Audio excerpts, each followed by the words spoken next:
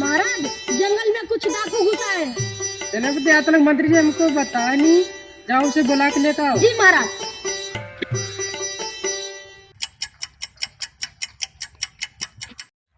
मंत्री की जय हो, आपको महाराज बुलाया है सभा में। चलिए। महाराज की जय हो। मंत्री जी सुनाया मैं कुछ गुंडे घुसा है जंगल में। सेनापति को भेज चुका हूँ, पता करके आते होंगे।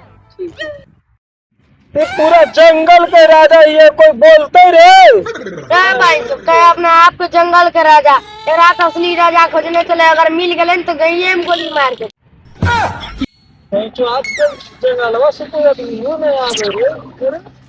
गुंडा भाई लोग, तुम लोग जंगल में अड्डा बना चुके हो। जा राजा जी भेजा तुम्हें सरेंडर होने के लिए।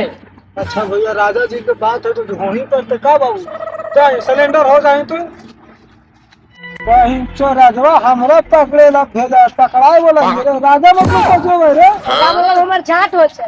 भाई जल्दी बता राजा खजाना कौन है? नहीं बताऊंगा। जल्दी बता राजा खजाना। नहीं बताऊंगा।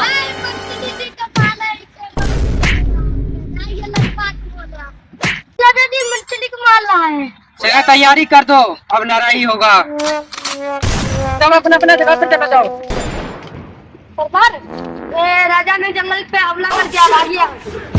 गुंडा भाग रहा है, कालिए। गया, खत्म, बाय बाय। मर गया।